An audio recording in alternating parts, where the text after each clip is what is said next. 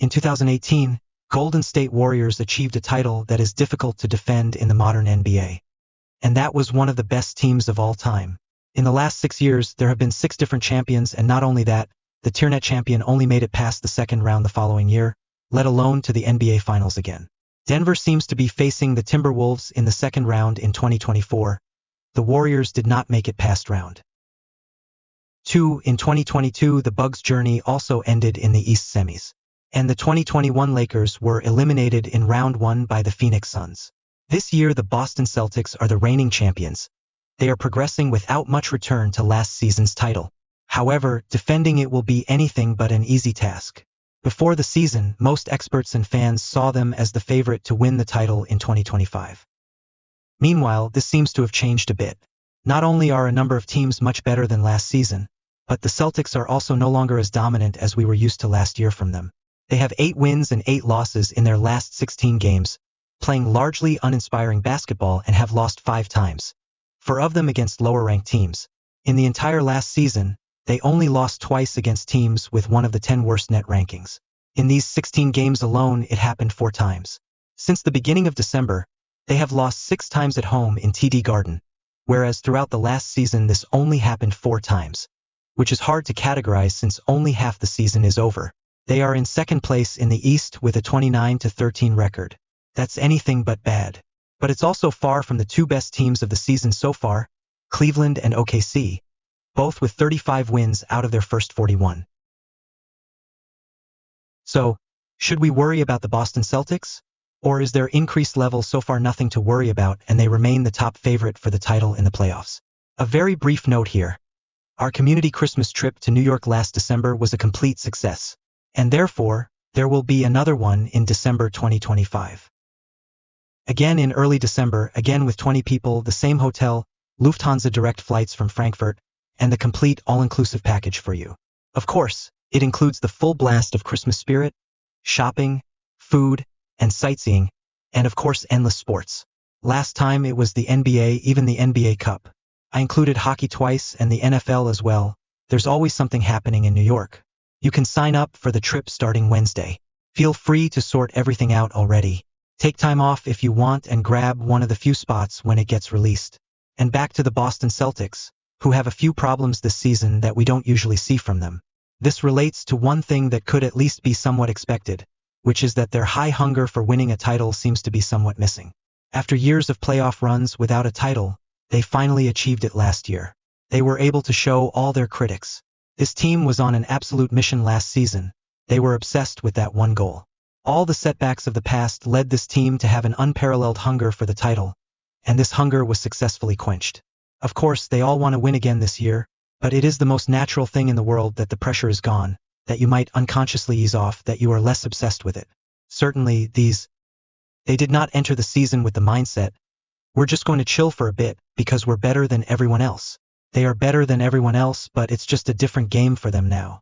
You just don't give full speed all season, you don't go into every game with the absolute will to win no matter what, and that, in my eyes, also explains some of the losses, especially against weaker teams.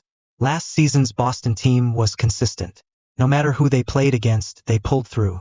This year they seem to also be somewhat influenced by their opponents, playing somewhat worse against weaker teams. Is this a big problem? I don't think so. It has nothing to do with their quality. The season is long, and before we know it, the reckless season is in its final stretch and the playoffs are approaching. And then these disciplines, these detail-oriented approaches, and these goal-oriented attitudes will surely return. So I think we don't need to worry too much. Classic championship hunger, no more and no less. What else could be the reason they aren't playing as dominantly as last season? One reason is clear. This season they are not making as many three-pointers. Team shot 39% last, 36% now. 15 at a team whose entire identity is to shoot from downtown obviously makes a huge difference. Since the beginning of December, they haven't made a single three-pointer. Players like Drew Holiday seem to have completely forgotten how to make three-pointers. They also have problems reintegrating the struggling Kristaps Porzingis back into the team. The center still doesn't look completely himself, and when he's on the court, it seems the ZX at both ends are struggling. In general, it's somewhat of a luxury problem that they now have nearly the entire roster available again, because Peyton Pritchard has made the real leap and should get more minutes and touches. They also often play better when Lukernet is on the court, but somewhere minutes need to come from. Sam Hauser is someone who has been suffering so far. Derek White has developed into a real offensive pillar. The more he does, the better. But who is giving touches and shots, and whose touches and shots is Porzingis taking? These are all questions that should be answered in the coming weeks. But again, it's nothing dramatic. To summarize, it's a small challenge. A chip hangover, a lot of shooting bad luck, and a few unresolved questions about rotations and lineup problems, but it's nothing major and above all, nothing that has to do with the quality of this squad. Personally, I see no reason why they should be worse when it matters compared to last season. That's my honest opinion. But now comes the big but. The competition has become significantly better. I don't want to downplay the champions brand of the Celtics from last season, but their competition wasn't really that strong either. In round 1, they played against the Heat without Butler, in round 2 against the injury-ridden Cavaliers, and in the conference finals against an Indiana team that, to be honest, didn't really have much going on either. If Giannis and Dame or half the Knicks team had been injured, it would have likely been over for the Pacers by then. That's how it went until the Eastern Conference Finals. Then the Celtics against a Dallas team with at least an injured Luka Doncic. You didn't have to face a real heavyweight, to be honest. We still don't know exactly how legitimate some of the good teams in the playoffs will be and who will be dealing with injuries by then, but as of today, at least in my eyes, the competition will be better. Not only in the East. But let's start with Cleveland dominating everything and everyone currently, and I recently mentioned in my analysis of them, we must not make the mistake of thinking it's the same team as the last 2 years, because it's not.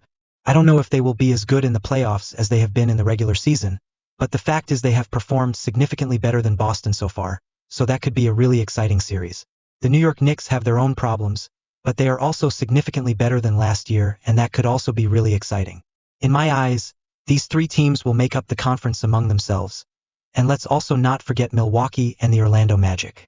And there is also a new heavyweight in the West, which there wasn't one last season, and that's the Oklahoma City Warriors. They are the best team of the current season for me, and their second most important player hasn't played in months. And even if the Mavericks struggle without Doncic, they are also fighting better than last year, and a fit Luka in the playoffs with the weakest team he's ever had by his side certainly wouldn't be a cakewalk.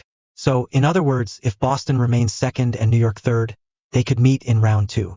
If Boston falls to third, then a matchup against the Bucks, Pacers, or Magic is very likely in round 1. In the conference finals, Cleveland could wait and Oklahoma City in the NBA Finals, which would be insane.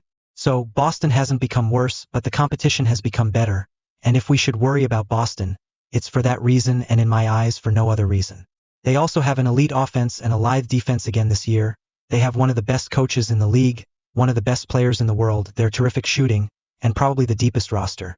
They still have everything it takes to become champions, but that also applies to 1 or 2 other teams. So, as I said, feel free to check out our New York trip. Registration starts Wednesday. More information will also be available in the coming days. Thanks for watching. See you next time, and take care.